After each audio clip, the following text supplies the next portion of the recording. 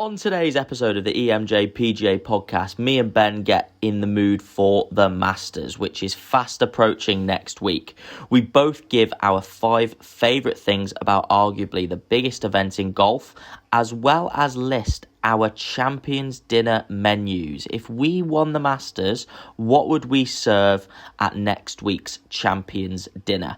No film room episode this week as expected. Unfortunately, I've been incredibly busy and unlikely to be the same next week. So hopefully we will get back to that after the Masters tournament. This podcast does contain explicit language, but we hope you enjoy the podcast.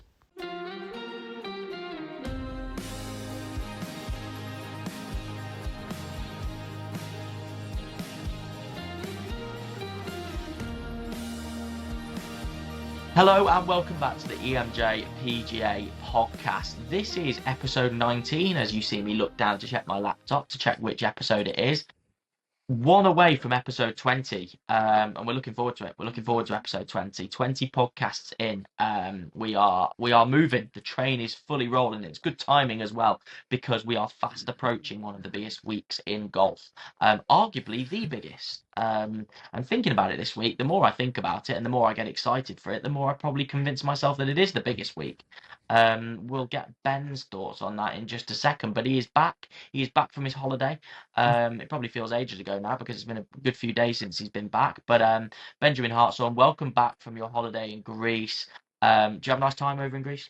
Yeah, Greece. Nice. We went to Athens. Have you been to Athens?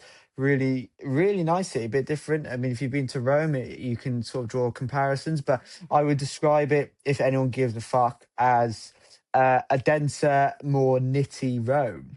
But still as enjoyable, still a lot of history, great food. People were very good, but very fucking dense. A lot of going on, which knowing sort of some Greek people that we know, doesn't surprise me that there is sort of that's their main city, their capital city. But yeah, great few days.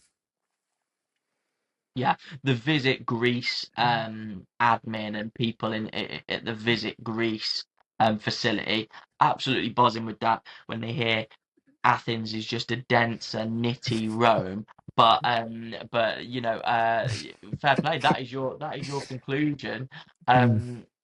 And interesting. And do you know what? I heard some bad things about Greece from people that I was speaking to the last few weeks. People that have gone on holiday there, and they were like, "Oh, it just had a load of scaffolding around like the main monuments," but that wasn't the case. Yeah, but it did. Like the main thing is sort of it's called the Acropolis, which is like all the old shit on a big hill, which is cool. The Pantheon, which was built for Athena when they won one of their wars. The Spartan War had some scaffolding around, but this thing's fucking 3,000 years old. They're gonna have to get some scaffolding to hold the fucker up. So wasn't that much scaffolding except for on that, and the rest of it was quite cool, and it's a cool place. So yeah. More into Visit Greece for those of you who are maybe thinking about going to Greece this summer potentially, because I know I definitely want to tackle Greece. It's a place that I haven't been. It's definitely somewhere where I want to tick off. Um, what about like the eating sort of locations and like the drinking facilities? Like what are you getting there? Again, my family holidays are built around not necessarily drinking loads, but like eating, and we did a lot of it. The food's very good. A very wide range of options, similar to when we went to Budapest. So many restaurants, so much going on, and you know what? There was so many bars. I'm sure there would have been nightclubs. I'm sure there's a lot going on. People were out and active, which you wouldn't necessarily think about maybe some of these Mediterranean places, but they were active and there was alcohol going around. There was a bar like sort of under where we were staying, which was open till 1, 2 in the morning. So there was cool places. So yeah, you if you're a group of lads, you're a group of girls, you could definitely go to Athens and do whatever you could do in other places. So yeah, it's a good place. Interesting. It's interesting. No, definitely somewhere I want to tackle Greece. And yeah, with the historical landmarks and stuff like that, it gives you something to do during the daytime, and if there's a decent bit of nightlife as well, that sounds like a decent combination. Mm. I'm sure whilst you were away, you were gutted to miss out on the podcast appearances last week, but we're back. Obviously, many thanks to Barrett for stepping in last week. We're going to actually have him back on the podcast. He doesn't know this. If he's listening to this before I've asked him, Barrett, please say yes. But we're gonna have him back on to hopefully do a Masters quiz format next week. That's not today. That's next week. But for now, we're going to start to tease you with some Masters themed ideas, some Masters talk, because it is genuinely the flagship. I mean, it could be the flagship event for our sport, really. I mean, it's Yeah. probably this and the Ryder Cup is the most I get asked about by people that I know do not care about golf.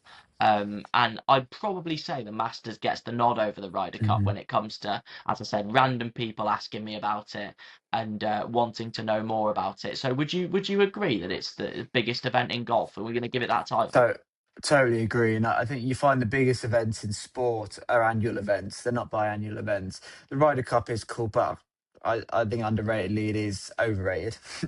um, but the Masters is every year. And you know, you can feel it coming in the air in April. It kicks the year off for so many things. And as I say, like it is up there with the best sporting events of the year. And I think it's got better. And I think with McIlroy winning last year, it helped British sport. And yeah, it is. I think it's just the ultimate golfing week for anyone. It is beautiful. Yeah, I mean, like it is unbelievable. It's unbelievable seeing the amount of people that get involved. Tough to live up to, but I remember last year, like I did a post on my social media, like giving away lessons, and it was a masters themed one, and it's one of the most viewed posts that we've done. You know, just the Mm, amount of people that were getting involved in it, and just so keen for golf. It really, really helped the weather last year. If you can remember, we yeah. had an unbelievably dry and hot March, so everybody was out on the golf course. Getting ready. But this is, and we're going to talk about this in just a moment. For those of you listening, and we want to know what's coming up in today's podcast, we're going to do a couple of Masters themed activities today. We are both going to give our 5 favourite things about the Masters that we both love the most. There's probably going to be some overlapping involved where we both give the same answers a couple of times, but we're going to rank them. And we are also going to do, and we are going to create one of the great traditions of the Masters, the Champions Dinner. Okay, where the champion from the previous year, this year it's the turn of Rory McIlroy, as Ben mentioned, he gets the win last year. Um, it is their turn to host a dinner for all the other past champions. And what would you put on that menu if you had your own Masters Champions dinner? Something that probably all golf fans and golfers have thought about. So we are going to complete the exercise, and we're also going to open it up to you guys as a bit of an activity. It's been a couple of weeks since we've opened up our questions to you listeners. The listeners has gone up as well. So thank you to all of you who are now listening and engaging with the podcast. Um, so Masters, favorite things about the Masters, and we're probably going to end up giving some of our answers when I ask you this question. But when you think Masters, what's the first thing that comes to mind for you, Benjamin Osborne? I genuinely think the first thing that comes to mind is the golf course and just some of the pictures of the holes and of the great holes, which maybe we will speak about. And I think of again. I'm not going to give away one of my favorite things, absolute favorite things, but I think you think of the 12th, you think of the 16th. Again, you think of the 16th par three. I think of the 11th, the green with the water on the left. You just think of those amazing shots and those moments, and then it sort of leads into me thinking like, I fucking hope Sunday's going to be good and the back nine on Sunday is good, because that is the ultimate. I think it's the ultimate 3 hours of sport is the back nine on Sunday at the Masters, and I hope it's not boring. And last year was obviously incredible, and even the years when Scheffler's maybe won and dominated, it's still good. It's still good. So that's what I sort of think of. What do you think of? Yeah, I'm very, very similar. When I think Masters, I think of, I mean, it sounds stupid, but I just think of all the different colors of green that you get when you turn Mhm. on the TV. Like the color on the TV just hits different from any other golf tournament. I think you notice it more when, and I keep track of the golf, like, and this year, obviously doing the podcast, I've kept track of it a lot closer than I have maybe the last couple of years. But especially when you watch the golf week to week and you see some of the golf courses, Mm. it just reminds you of how special the Masters is. I feel like sometimes we can get lulled into, and just watching it year by year, you go, oh, Masters, it's back. It looks the same. It looks the same. But I feel like it's going to be extra. It's going to stand out to me more this year because of some of the layouts that I've seen. I've seen a few burnt layouts early on in the year. I mean, I'm even thinking back to February. One of the first events that I engaged with was the Amex over in California, and you've got all the the oh my goodness, I forget what the type of grass is called. It's going to come back to me in a moment, slapping me Bermuda. in the face. Uh, Bermuda, burnt out Bermuda rough. There we go. And it's all brown in the winter in California. So it looks like you're playing a public course out on the PGA Tour, which is crazy. You've got only Innisbrook the other week. There were patches of brown in the rough where it got so warm over there in Florida and they couldn't water it. So when you turn up to Augusta and you think of the Masters, it for me it's the colours of green and how again just how the golf course looks, like you said, the pictures of the golf course, how the bunkers sort of reflect back onto those green bits of grass, the massive runoffs and swales, the lovely dark blue bits of water, the treacherous water hazards, as you said, on 11. Um, 13, 15, 16, just all those iconic golf holes that we're looking forward to watching. Um, it just looks fantastic, and it looks like they're playing in a video game that's almost too good to be true, which is probably how they'd explain it themselves, the guys out there on tour. It's somewhere where I definitely want to try and visit once in my life, and I'm desperate to do that.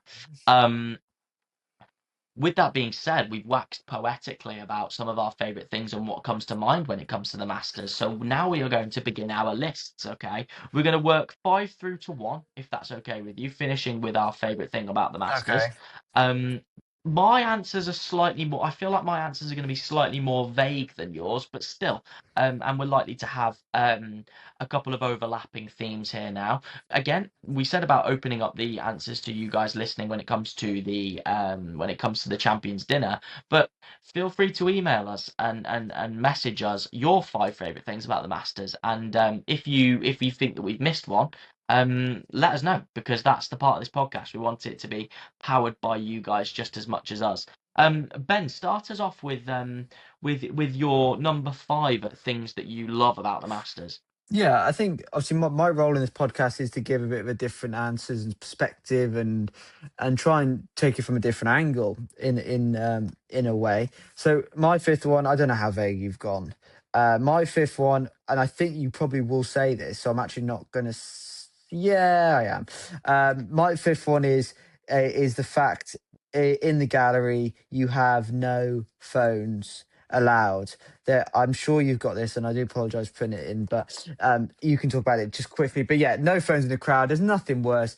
We've been to these sort of events where everyone's got their fucking phone out, not living in the moment. I fucking hate it. And again, I have got footage of being at some of these things, but I don't remember me and you watching Tiger Woods at St Andrews and filming every fucking shot every second. I don't think we got our phones out at all.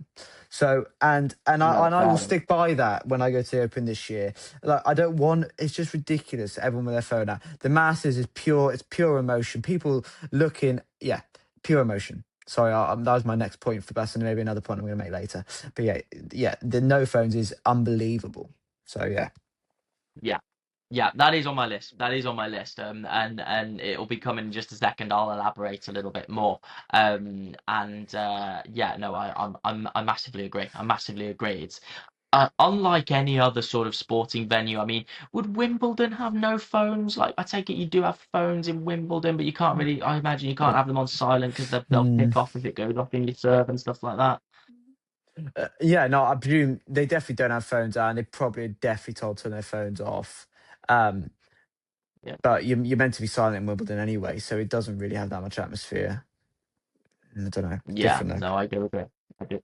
I do agree. I do agree. So no, I massively agree with that. Massively agree. My number though. five, okay, things I love about the Masters, and we've touched on it. For me, as a golf coach, it sort of symbols, okay, where the busiest time of year is, but it's golf season, and I feel like it's just the gate. You could say the matter that when the players has moved to March, it might be it, but the weather's so variable in this country, and you never really know what's going on. I feel like after the Masters, you start to get annoyed if the weather's actually bad and you can't go and play golf. I feel like the time of year it is is my fifth favorite thing, because it just signals the start of summer. It signals the start of everybody's mad about golf. As I said, random person on the street that I know doesn't care about golf is asking me about the Masters. Um, you know, even the people that don't play golf, it makes them want to go out and hit the golf course that same weekend. The boom that golf gets off the back of the Masters is absolutely fantastic. And we're both included in that. We're going to watch the Masters all Mm. weekend, the weekend after next. And we're going to want to hit the golf course almost immediately after it's done. We try and have a little golf tournament and a little play on the weekend of the Masters just to make sure we get all of our golfing juices out of the way to be able to sit there and watch, get annoyed enough at our games that we can sit there and watch it in peace, weirdly. But yeah, for me it's the time of year, and it just means that obviously us on the podcast we're going to get busier with big events, the majors coming up, and yeah, it feels weird that in a couple of weeks' time it'll be out the way and we'll be reviewing the Masters, which is crazy. But yeah, for Mm. me, the time of year we're all getting ready for golf season. Ben, what do you reckon to that? And your number four? I totally agree. It's the perfect time of year. April, May is always the best time for golf. I do think you almost get more frustrated by the time you hit August with golf. You're so much hope in April, May with your own golf game, with maybe the players you're supporting on tour and at the Masters. So yeah, it's a perfect time. So my number four, we have spoken about it today, but I know we don't have it every year. But when it does come around and he does play, it makes the Masters just go up. The decibel levels rise. Everything gets better. The whole world just tunes in. Another million people probably tune in. Is when obviously the big cat, the leader of all men. Tiger Woods plays at the Masters. I think, and I put here number four, Tiger Hope, because it is hope. It never turns into anything real.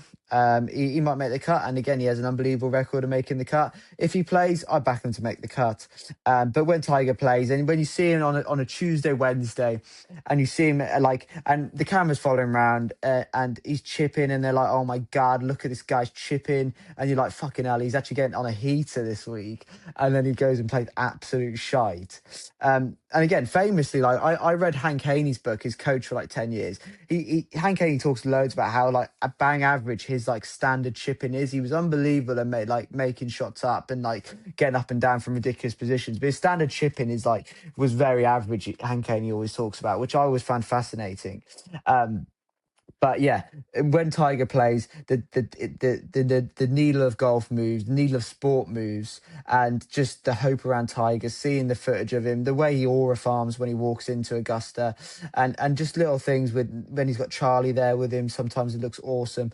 And again, that when he tees off on a Thursday, I've never been so excited when Tiger Woods is playing the Masters. So yeah, that's my number four. Yeah, yeah, I think I do agree, and I feel like that's part of the reason why if you listened and watched Tuesday's podcast, despite all his shortcomings this week alone,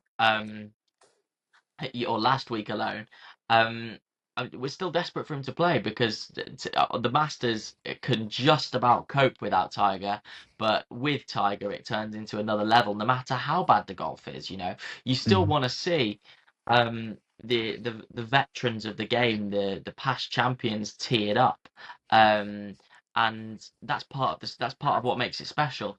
In my opinion. You've got players past and present, great players past and present that teed up there, and Tiger Woods, just the image of him being out there, as I said, in and amongst that backdrop is something else. It's where my love for golf was born, seeing him do that, and as I'm sure it was absolutely millions of other golfers. So yeah, no, definitely a worthy number four. My number four, underrated one. This one, maybe one that you don't have in, but as a kid, like just paying attention to this and like caring about it way more than I should have, but just bringing back memories as a kid. Like I put in the par three tournament on the Wednesday, just because of like the amount of ridiculous stuff that's going on there. Like the par three, like obviously we've got it set up, like the pins at the bottom of every single hill.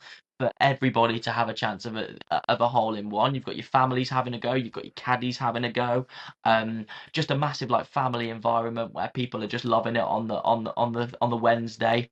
There's the big thing where whoever wins the par three tournament never goes on to win it, and it's that also everyone's trying and having a bit of fun, but if you win it, you actually don't want to win it. Like it's kind of this weird sort of a dilemma that goes on there. But the par three tournament that happens on Wednesday, which will be happening in exactly 9 days' time from this time of recording.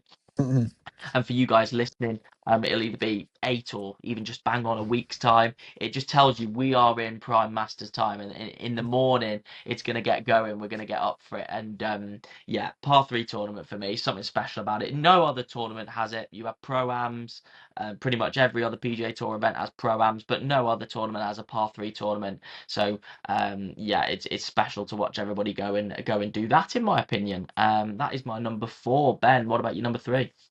Number three, tough. I was just looking at my list of all the things. I'm going to say something about the course, about the ground. I'm going to say the undulation of Augusta National. I think it's again, everyone's played a course of undulation. I mean, the golf course we play on a regular basis is ridiculously undulating in every single way.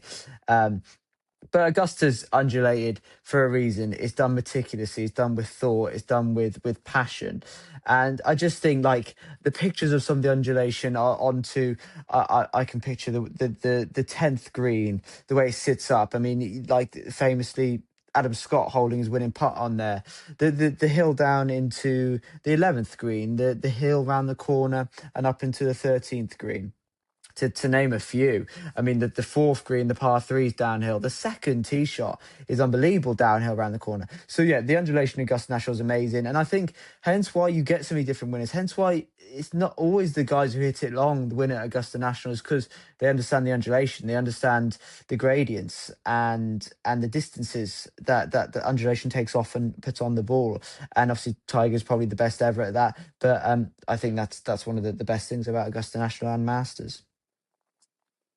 Yeah, and it puts more of an emphasis on those creative players around the greens. As I said, I think this is it's always the thing. Like we haven't talked about it much, but obviously Rory's had not had the best record. Obviously, he's won last year, but I feel like that's why he was always giving the Masters a sort of a scare, is because he's really underrated in that department. But all your winners have to be really creative with your short game. Obviously, Jordan Mm, Spieth got on ridiculously well in his prime with the golf course. Phil Mickelson notorious for going around there and just being a complete ease, because when he did have a chip shot off of a sloping lie and he could use all the contours and get really creative, that was his way of almost just feeling at home, and being able to play his best golf on mm, that venue. So yeah, I feel like that does have a massive part to play. The creativity of the shots when the ball lands, it's never really done.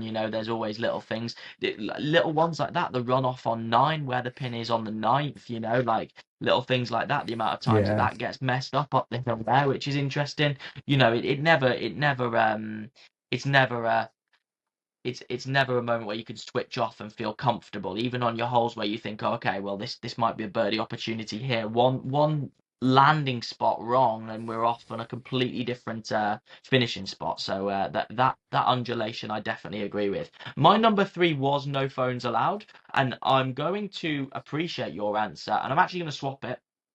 Okay. For another thing that I'd sort of forgotten about, just whilst we were speaking, I'd forgot about this. No phones allowed, I definitely do agree with, and I think it makes the golf tournament massive and really, really special. But in number three, I am putting in the opening tee shot and the way that we just find, respectfully, the most veteran of past champions to do it every year. It doesn't matter about giving each other a go and giving other people a go. Like if Jack can swing it, Jack will hit it. And same for Arnold, same for Gary Player, who we know is a bit of a freak, but um, just the way that you know that those guys are going to get up, like you can see all the dew on the grass in the morning. They hit the opening tee shots there, and they get the crowd around them to signal the opening of the event.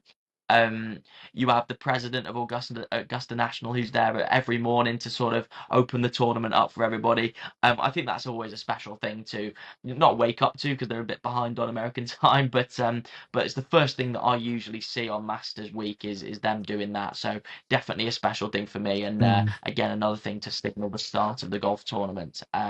So so yeah, that is my number three. Ben, what about your number two?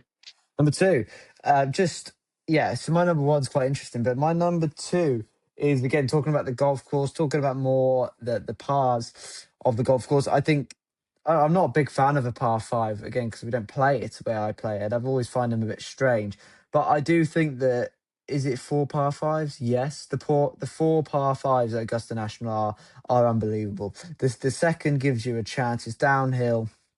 Eagles been made, albatross has been made, gives you a chance, gives you an early birdie after a tough first hole. Is it the eighth? Next one. Uh, yeah, yeah. Yeah, so eighth is then uphill, and again, if you look back at some of the great shots, again, I know we was about Tiger, but Tiger playing some unbelievable hooks up into the eighth. Again, you can make eagle there, you can make birdie, but again, it's a dog leg up the hill. Great par five, again, accessible. You then go on to the back nine, you get to 13. And one of the toughest tee shots out there, you have to draw it. If you hit it straight, you cut it, you're going into the woods, which kills your three. But if you find the fairway, you can make an eagle, and it's an unbelievable green, which slopes from back to front. Rory last year hitting the ball from 60, 70 yards into the water, one of the worst shots I've ever fucking seen. And then obviously onto the 15th, which again, my original point was going to be the second shot onto 15 is just unbelievable. The grandstand behind, the grandstand to the side, the water in front. You don't necessarily see many people go in the water on 15, but you find the fairway, which again is tougher than it looks, but you find the fairway, Tiger, Rory, I can't really think of any other. I remember Rose last year into the bunker and get up and down for a birdie. It's an unbelievable second shot, and that par five is unbelievable. And it's often a 6, 7, 9 they're hitting in there, but the pressure with 3 holes to go, you've got 16 coming up. I just think it is the most pressured par five ever, and they're stunning par fives, and they all give you a chance, but you can also get bitten by them. So I think that's one. They're just fantastic. Yeah, massively agree. Massively agree.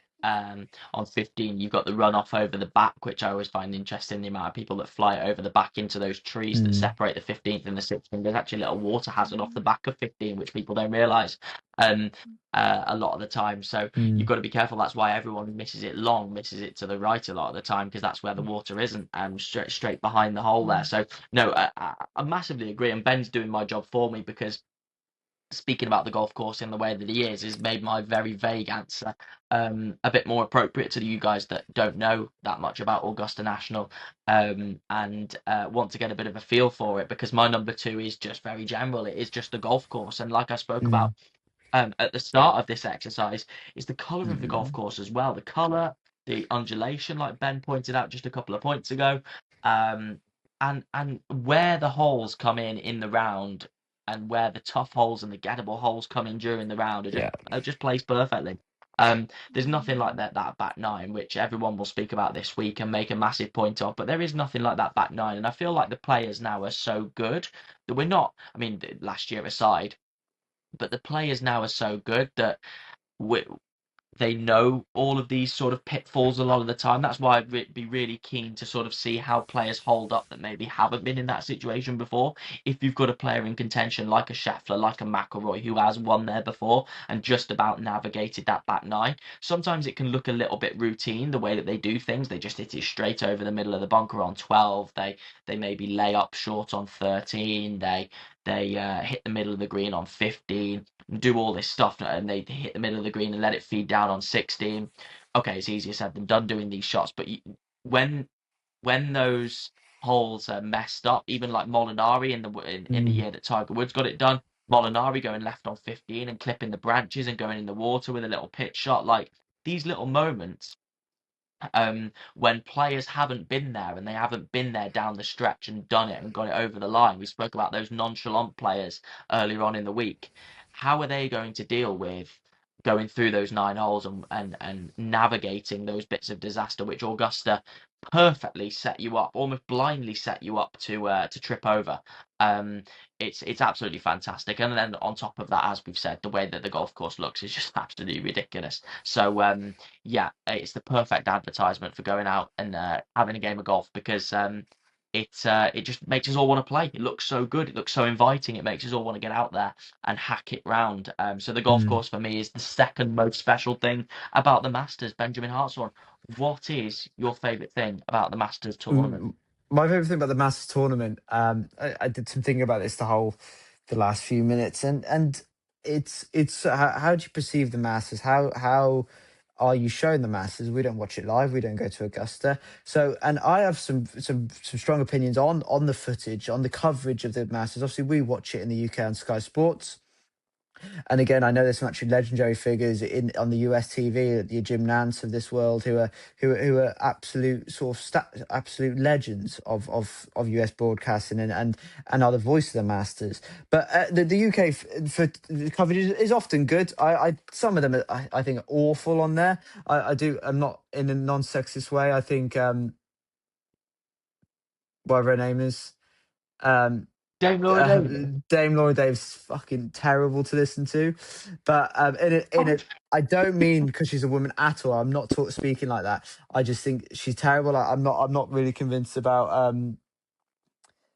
some of them. But when you get to Sunday and you get onto the back nine, and often they have you guys like you Butch Harmons and your Faldos in for Masters Week. Butch Harmon probably too old now. I don't know if beyond this year. And Butch Harmon says some wacky stuff, which often doesn't make any sense, which me and Euan spoke about last year. He says some ridiculous things that don't make any sense, which actually makes it quite funny. And Butch Harmon repeats himself constantly. But Nick Faldo on a back nine at the Masters, when he has his course book up that he used for his three Masters wins, and he gives such an unbelievable insight into it. He says some funny things. The way he was criticizing DeChambeau last year was fantastic, and everything we were thinking, and he was saying it. And I often think, like your main broadcasters, you guys do all the time, often are scared to say their opinion, and you get guys like Nick Faldo, and sometimes it is you guys. Like, I don't necessarily like Roy Keane, but you Roy Keane, you Gary Neville's. They do say things that you're thinking, and you want to and they say things that you might think, oh. And I think Fowler does actually say that sometimes. And I think the best thing is when Fowler gets on the coverage on the back nine on Sunday, and the whole coverage on the back nine on Sunday is fantastic. And yeah, basically, yeah, just the coverage of it is brilliant. That's my favorite thing I look forward to in the Masters. Might be a bit different, but yeah, I think it's brilliant. yeah, yeah. No, I think that's Nick Faldo up there with just the iconic Masters wins. You think of him in the Pringle jumpers, holding the long winding putts, and going through playoffs, beating Greg Norman, coming from 6 shots back to beat Greg Norman. He is an iconic symbol of the Masters, Mm, and his voice as well is absolutely fantastic. Knowing that he doesn't really do commentary anymore, a bit like Butch Harmon, but he'll come on to Sky Sports for the Masters and treat us with what he's got to say. Again, when you hear his voice, Same with Butch Harmon. When you hear his voice, you know that it's mm, Masters time and it's time to get into it. And that's partly what my number one is. My number one is again very, very vague, but it's the history and tradition of the tournament. It's the champions dinners. It's the par three tournament. It's the fact that we go to Augusta every year. And it's the green jacket at the end of the day. mm, It's the green jacket. It's what every golfer wants, isn't it? It's the green jacket is arguably the most coveted prize in all of golf, and that Sunday image where your player who hasn't won the green jacket before and you see them with the green jacket on is always like a wow, like that's incredible. I've never thought of mm, that player in that frame, and looked at them in that way particularly. It's just so iconic, and the way that everything's the same every year, but you're waiting for a different twist. Um, and we're looking forward to it. As I said, I've got my ideas of what's going to happen this year, but equally, I'm just so excited to see who does put on that green jacket come next Sunday mm. afternoon, and I'm sure all of you listeners are too.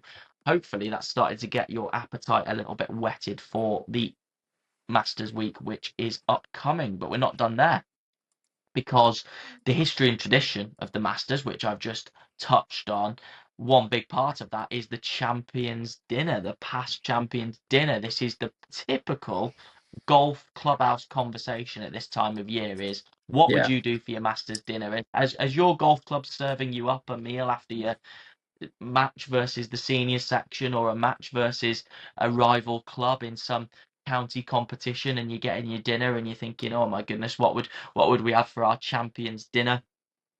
um this is what we're all asking ourselves, so we want to ask you, as well as our answers, we want to ask you, what would you serve to the past champions as your past champions dinner? And obviously it's got to incorporate a little bit of your preference. It's got to have a bit of a twist on it.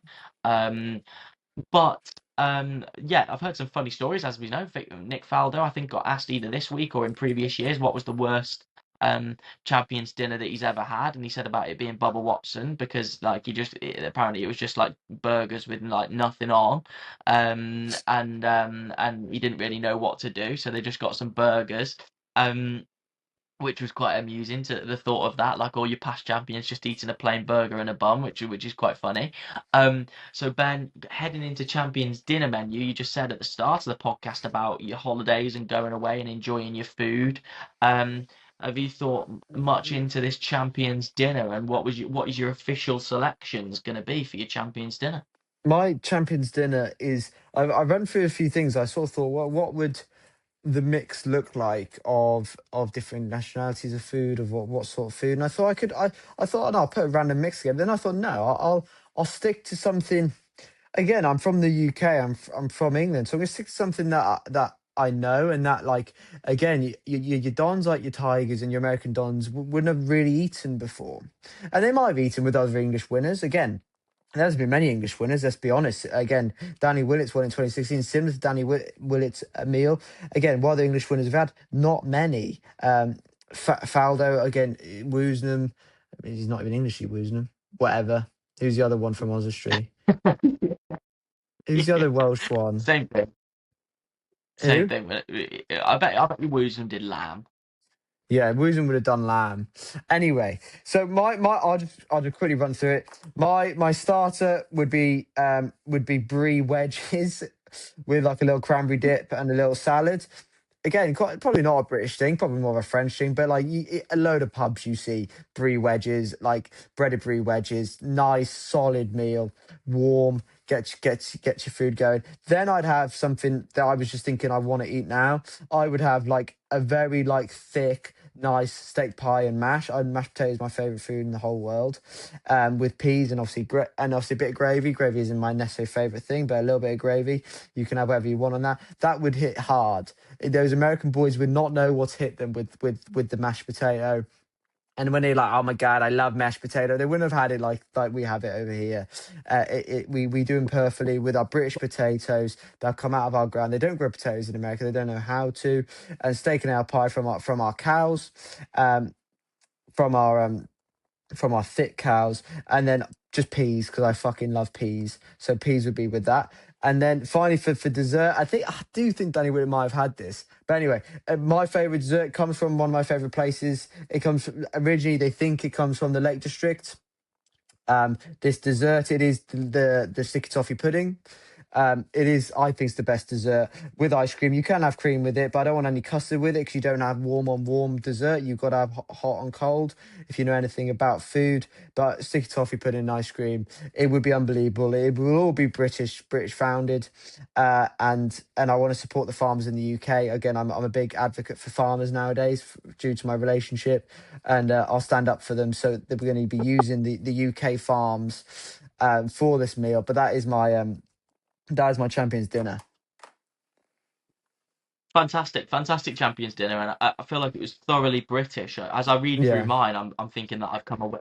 I've tried to cover all sort of parties involved a little bit, but you've gone thoroughly British and you've connected with your farmers, which I think is important when it comes to getting the British produce. At least give them something to shout about their stuff on the plate of the golfing royalty at Augusta National. I like the sound of it. I like the sound of it, and I think I would thoroughly enjoy your meal. I wouldn't be so on board with the brie wedges, but you know what? I get it down my neck, and that's what the important thing is about.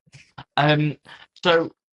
Good. I mean, what I've tried to do is cater to a personal favourite, uh, like a patriotic favorite, and then also tip my cap to the Americans who have been so fantastic in growing the game that we love. Okay, so my starters is a bit of a nod to myself because I think like if I'm bored and if I want something to eat that's savoury, what's one of the first things that I'm going to look to?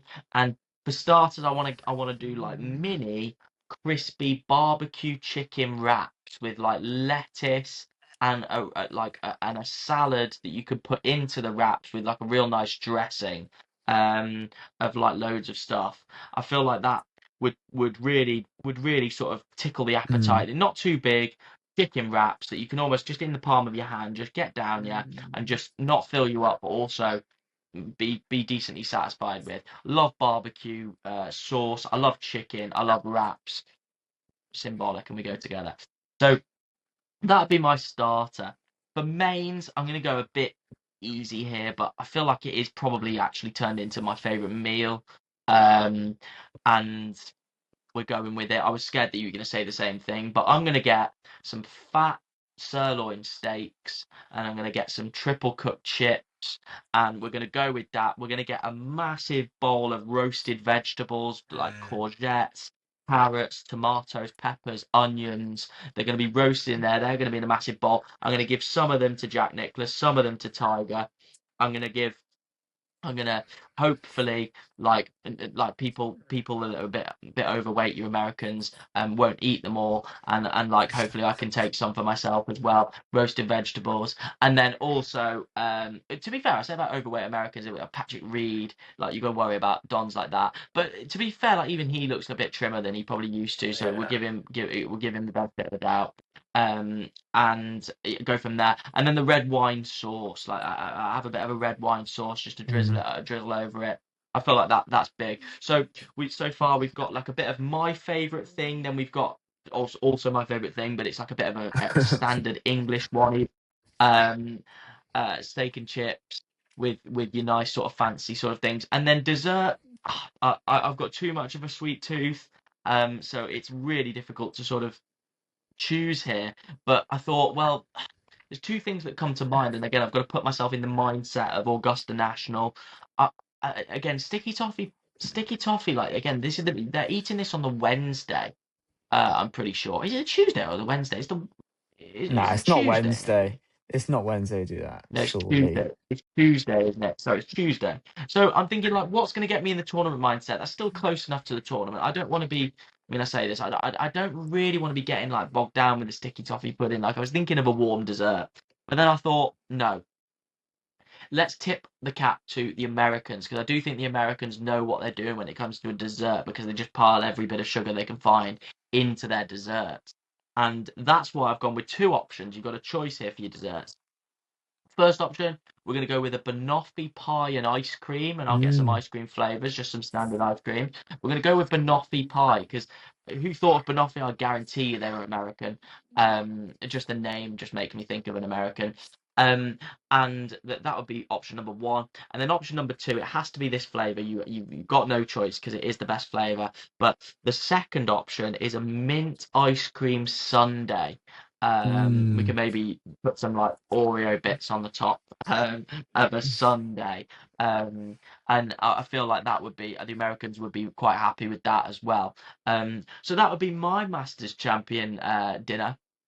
And just thinking about all that is actually making me quite hungry. Mm. So again, what we'd say about that is obviously have a look at Rory's menu. It's a lot more fancy than us. I'm pretty sure I saw some Wagyu beef in there as well. Mm. There was some salmon and stuff like that. It's a lot more fancy than us. But just have a think about what would your champion's dinner be, and what we'll do next week, and we will 100% do this, is pick from our favourite dinners that get sent in. So we're going to put it out on social media over the weekend. Keep sending in your champion's dinner. We Yeah. want a starter, we want a main, and we want a dessert. And me, Ben, and maybe Ollie Barrett, who you listened to last week, will pick a favourite. Um, awesome, good little teaser for the Masters coming up in just over a week's time. Um, Ben, are you counting down the days until we tee it up on Thursday? And are you also going to be on hand to watch as much golf as possible? Like, have you paused other plans? Have you told your girlfriend? Because I have. I'm going to say, look, the weekend after this, do not contact me over the weekend because I do not care. I am watching the golf. So yeah, it's interesting. I'm counting down the days because I didn't realize it's not this weekend; it's the weekend after. I thought it was like 2 weeks still, which is amazing. But again, as we spoke about, I feel like the races the whole weekend. So again, so I'll be there Thursday, Yeah. Friday night watching that shit. Saturday will be a write off day. So hopefully I'll be watching it in Liverpool somewhere on Saturday night after the Grand National, and then Sunday I'll definitely be there Sunday, and maybe we'll watch it together Sunday. But yeah, I'll be there watching it. Again, I do enjoy doing stuff and then checking my phone or seeing it on a screen and then getting like, oh my fucking god, that's cool, fucking, because golf is a long thing. Like these rounds take 5 hours. So sitting there for hours at a Yeah. time is difficult unless it's a Sunday afternoon. But yeah, to have on your phone, like me, JK, Barrett, all of us like there will be checking our phones and we'll be right up for it. So yeah, can't wait for it. It is the ultimate golf tournament. Again, just to describe how big it is in my life and in everyone's life, like even at work. So like I do like all the social stuff at work. Like I do the master. I'm doing a master sweepstake for like the third year running. Like it's my biggest sweepstake I do at work. Like we've got 80 odd employees, and I'll do like three or four Mhm. different sweepstakes for it. And I can't remember what I did last year. And I just made this like techie sweepstake to give everyone a pick from different pools of golfers. And obviously, like the golf club do like a sweepstake. The football club do a sweepstake. So it is just everyone gets involved. It is the golf tournament, and as you say, people that don't know about golf will tell me about it and ask, "Oh, will McIlroy win?" and those sorts of questions. And you're like, this is it," and we're nearly there for that, so we can't wait.